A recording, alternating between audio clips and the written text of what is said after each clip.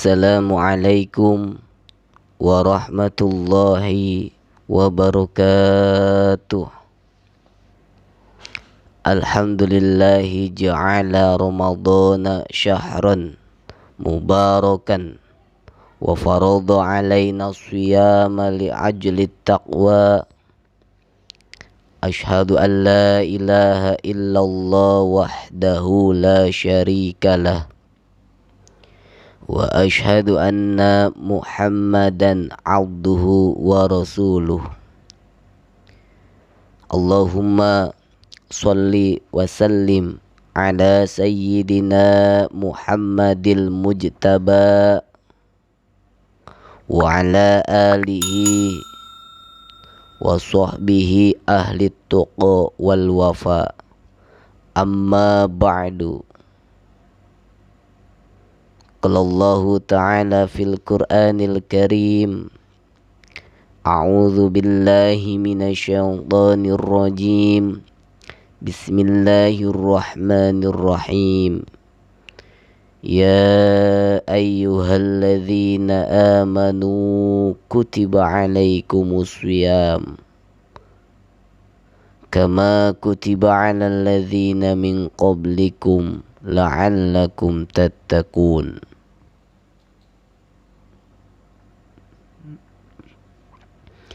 Hadirin yang dirahmati Allah subhanahu wa ta'ala, puji syukur marilah kita panjatkan ke zat ilahi Rabbi Allah subhanahu wa ta'ala, karena atas rahmat dan hidayahnya alhamdulillah kita masih diberikan nikmat sehat, nikmat iman dan nikmat Islam, sehingga pada hari ini kita masih diberikan kemudahan dalam hal mengerjakan ibadah bulan suci Ramadan ini.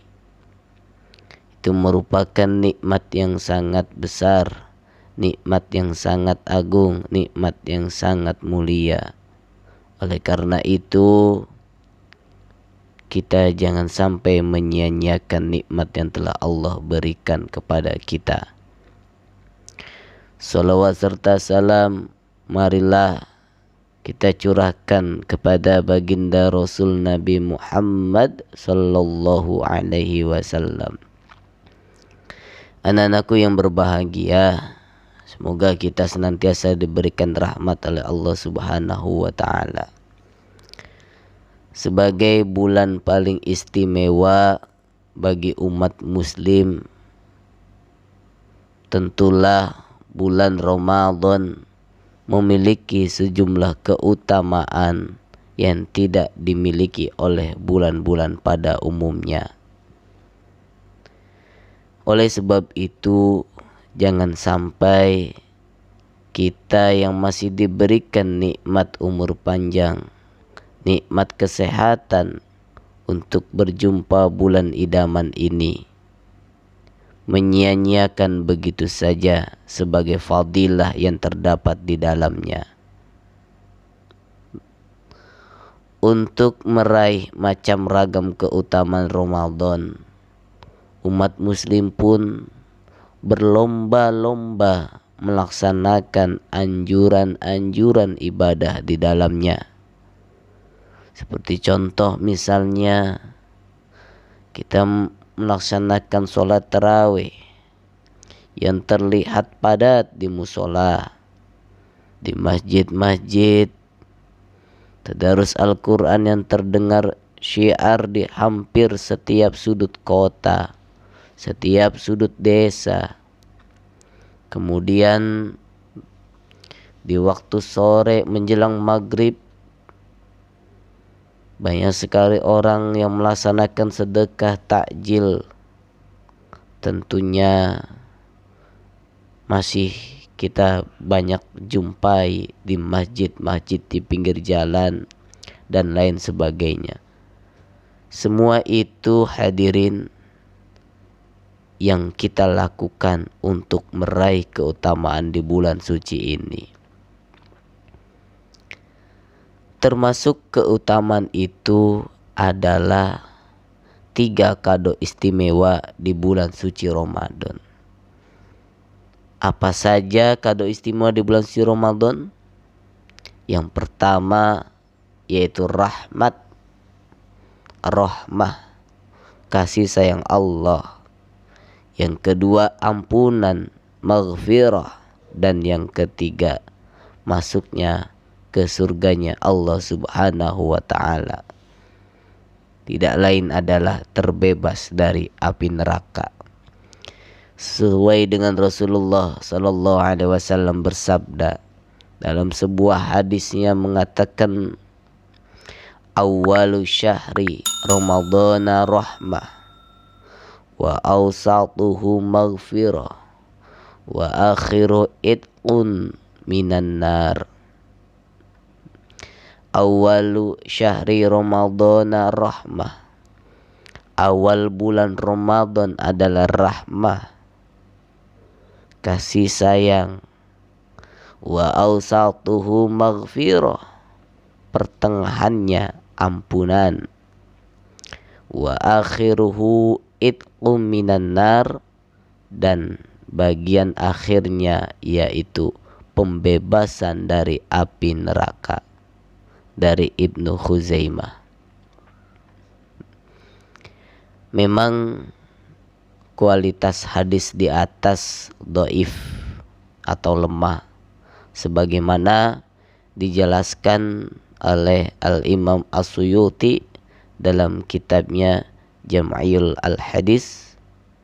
Sebab hadis di atas diriwayatkan oleh Ibnu Khuzaimah dalam kitab sahihnya dan bersumber dari Ali ibnu Zaid bin Jad'an yang divonis oleh para ulama sebagai orang yang dhaif. Sementara orang yang meriwayatkan hadis tersebut dari Ali ibnu Zaid adalah Yusuf bin Ziyad yang divonis dhaif parah. Ya, dhaifnya parah gitu. Dalam kitab Imam As-Suyuti Jam'iyul Hadis juz 23 halaman 176. Anak yang berbahagia, meskipun demikian, meskipun hadis dhaif yang menjelaskan fadhailul amal, ya, itu merupakan untuk keutamaan amal ibadah. Seperti keutamaan bulan puasa di atas. Maka para ulama membolehkan untuk disampaikan ke publik dan diamalkan selaginya tidak berkaitan tentang akidah seperti menjelaskan Allah atau tentang hukum syariat seperti hukum sholat, puasa dan lain sebagainya. Artinya hadis dhaif itu bisa digunakan, bisa diamalkan sebagai fadhailul amal. Baik, itu pembahasan seputar hadis yang telah disebutkan tadi. Mari kita anak-anakku sekalian kembali ke awal pembahasan, yaitu tentang 3 kado istimewa di bulan Ramadan ini. Yang pertama adalah awalu syahri ramadhana rahmah. Awal bulan suci Ramadan adalah rahmat. Nah, awalnya bagaimana? Yaitu 10 hari. Alhamdulillah kita berarti sudah ya memasuki pertengahan, yang mana kita sudah melaksanakan 14 ya bulan Ramadan. Maka ini sebagai bulan rahmat sudah terlewat ini ke minggu yang pertama. Mari kita bahas anakku sekalian. Mendapat rahmat atau kasih sayang Allah merupakan sesuatu yang sangat penting dan sebisa mungkin seorang muslim meraihnya. Sebab peran rahmat Allah sangatlah besar bagi seorang hamba di akhirat kelak. Bisa jadi seorang merupakan hamba yang taat, rajin ibadah, dan lain sebagainya. Akan tetapi jika tidak mendapatkan rahmat Allah dan ibadahnya tidak diterima, nauzubillah min dzalik, maka amal-amal yang telah dikerjakan akan menjadi sia-sia. Makanya kita doa, Allahumma inna nas'aluka ridhaka wal jannah. Allahumma inna nas'aluka rahmah. Memohon ridho dan rahmatnya Allah. Artinya apa? Jangan sampai apa yang kita lakukan, baik puasa, baik zakat, dan lain sebagainya, kita tidak mendapatkan ridha oleh Allah Subhanahu wa ta'ala, sehingga yang kita lakukan menjadi sia-sia. Na'udzubillahi min dzalik. Jangan sampai terjadi kepada kita semua. Maka kita berharap dengan rahmatnya Allah, dengan ridhonya Allah, kita menjadi hamba yang benar-benar menjadi seorang hamba yang taat kepada Allah Subhanahu wa ta'ala. Nah, ada sebuah kisah, ada seorang hamba yang taat beribadah kepada Allah selama 500 tahun. Luar biasa ya, ibadah dengan taat selama 500 tahun. Tapi ia masuk surga bukan karena ibadahnya. Tuh, kalau secara logika, karena hamba itu taat ibadah, berarti masuk surga karena ibadah. Tetapi ini bukan. Orang tersebut, hamba tersebut, meskipun dia rajin ibadah kurang lebih 500 tahun, tetapi dia masuk surganya bukan karena ibadah tersebut, melainkan karena rahmat Allah. Nah, itu kelebihannya rahmat Allah. Kita rajin puasa, belum tentu di surga kita ya mendapatkan pintu surga puasa. Siapa tahu dengan rahmat Allah kita memasukkan kepada orang yang pintu-pintu yang diridhoi oleh Allah. Nah, itu adalah haknya Allah. Maka pentinglah kita memohon rahmat dan ridha Allah. Nah, ada juga suatu ketika malaikat Jibril bercerita kepada Nabi Muhammad. Kisahnya, "Hai Muhammad, demi Allah yang telah menugaskan engkau menjadi nabi, Allah memiliki seorang hamba yang ahli ibadah. Hamba tersebut hidup dan beribadah selama 500 tahun di gunung." Wah, jadi ini tuh malaikat Jibril bercerita nih kepada Nabi Muhammad begitu. Ya, ada hambanya yang ahli ibadah 500 tahun di atas gunung. Ringkas kisahnya, hamba orang itu memohon kepada Allah untuk mencabut nyawanya dalam keadaan sujud, dan jasadnya tetap utuh sampai tiba hari kiamat. Doanya dikabulkan. Begitu di akhirat, Allah berkata, "Hambaku, engkau kumasukkan surga berkat rahmatku." Nah, mulai di sini nih. Jadi hamba itu kepengennya masuk surganya ya dalam keadaan ibadah tadi, dengan rasa dengan keadaan sujud gitu. Hamba tersebut menyangkal atau memprotes lah gitu. Nah, protesnya bagaimana? "Ya Allah, saya ibadah ratusan tahun, apa itu bukan rahmat Allah? Setelah dihitung ternyata bobot rahmatnya lebih besar daripada amal ibadah.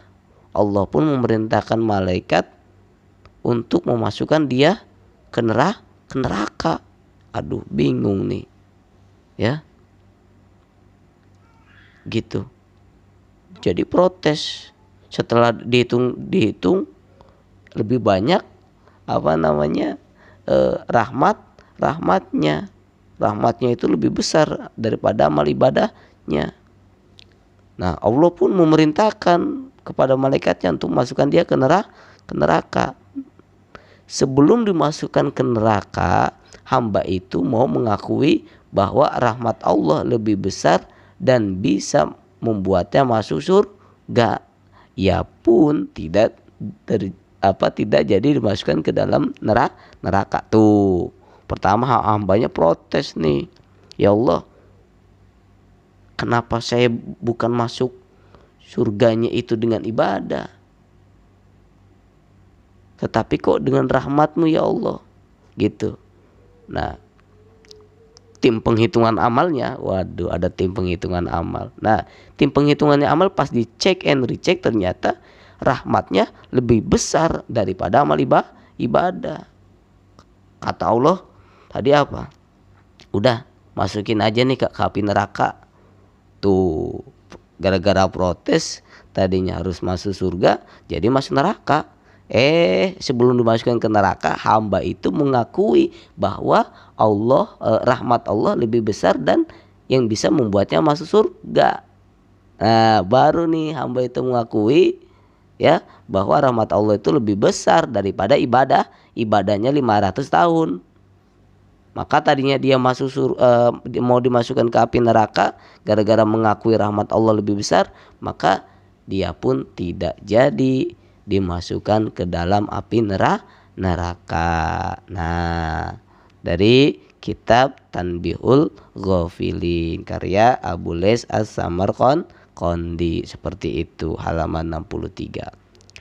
Nah, kisah tersebut dipertegas dengan hadis yang diriwayatkan oleh Hasan dan dicatat oleh Abu Les Asy-Samarqandi dalam kitab Tanbihul Ghafilin. Budala'u ummati la yadkhulal jannah bikathri sholatin wala siyamin walakin yarhamuhullah ta'ala bisalamati sudur wa sakhawatin nafsi wa rahmati li jami'il muslimin. Para wali abdal dari umatku tidak masuk surga karena banyak sholat dan puasa, melainkan karena Allah merahmati mereka sebab hati yang bersih, jiwa yang dermawan, dan menyayangi setiap muslim. Tuh luar biasa, yaitu rahmat Allah. Maka anak-anakku sekalian, ketika sholat jangan lupa Allahumma inna nas'aluka ridhaka wal jannah, Allahumma inna nas'aluka rahmah wa maghfirah wal barakah wan nur, gitu ya. Mendapatkan rahmat, mendapatkan ridho, mendapatkan barokah. Yang kedua ya, anakku sekalian, adalah ausatuhu maghfirah, yaitu ya, pertengahan di bulan Ramadan adalah sebagai bulan ampunan, gitu. Nah, kita tentunya sering mendengar, membaca, menyampaikan langsung, baik dalam kesempatan ceramah, tulisan di media massa, atau video-video YouTube dan lain sebagainya, bahwa Ramadan adalah bulan penuh ampunan. Sudah barang tentu semua umat muslim ingin mendapat ampunan ini. Maka salah satu doa yang khas dibaca ketika dalam bulan suci Ramadan ini adalah Allahumma innaka afuwun karim tuhibbul afwa fa'fu anna. Nah, itu biasanya ya sering dibaca oleh imam-imam, atau ketika sholat tarawih dibacakan oleh Bilal. Wahai Allah, sesungguhnya Engkau Maha Pengampun serta suka mengampuni, maka ampunilah aku. Doa di atas juga dianjurkan untuk dibaca pada tanggal-tanggal potensial terjadinya malam Lailatul Qadar. Nah, nanti nih malam Lailatul Qadar yaitu terjadi pada tanggal-tanggal akhir di bulan suci Ramadan seperti itu. Namun karena malam Lailatul Qadar juga memungkinkan terjadi pada tanggal kapan saja selama bulan suci Ramadan, maka doa tersebut dianjurkan untuk dibaca sepanjang bulan puasa. Jadi bukan hanya akhir di bulan akhir bulan Ramadan saja, tetapi bisa jadi terjadi di kapanpun ya yang Allah inginkan. Maka dari awal bulan tanggal pertama, malam pertama bulan suci Ramadan ini ya kita membaca doa itu dengan harapan apa ya, dengan mohon ampunan kepada Allah ya. Bagaimana mohon ampunan kepada Allah? Ya di antaranya anakku sekalian dengan membaca istighfar, astaghfirullahalazim, innahu kana ghafara, seperti itu dan lain sebagainya. Yang terakhir yaitu itqu minan nar, yaitu terbebas ya api neraka. Nah, ini adalah akhir di bulan Ramadan, keutamaannya adalah kita terbebas dari api neraka. Sebagaimana dalam sebuah hadis mengatakan, idza jaa Ramadhan futihat abwabul jannah wa ghaliqat abwabun nar wa suffidatis syayatin. Ketika Ramadan tiba, dibukalah pintu-pintu surga dan ditutuplah pintu-pintu neraka dan setan pun dibelenggu. Tuh luar biasa bulan suci Ramadan ini ya, diriwayatkan dari hadis riwayat Muslim. Berkaitan dengan hadis di atas, Syekh Ijuddin bin Abdissalam menjelaskan di bukunya yang berjudul Pintu Surga, merupakan simbol imbauan bagi umat muslim untuk memperbanyak amal ibadah di bulan suci Ramadan, serta dibelenggunya setan maksudnya adalah simbol untuk mencegah dari perbuatan maksiat. Artinya kita bisa mendapatkan kesempatan meraih surga di bulan Ramadan ini jika kita mengupayakan diri sendiri dengan memperbanyak amal-amal ibadah yang dianjurkan, sekaligus menahan diri dari segala perbuatan maksiat.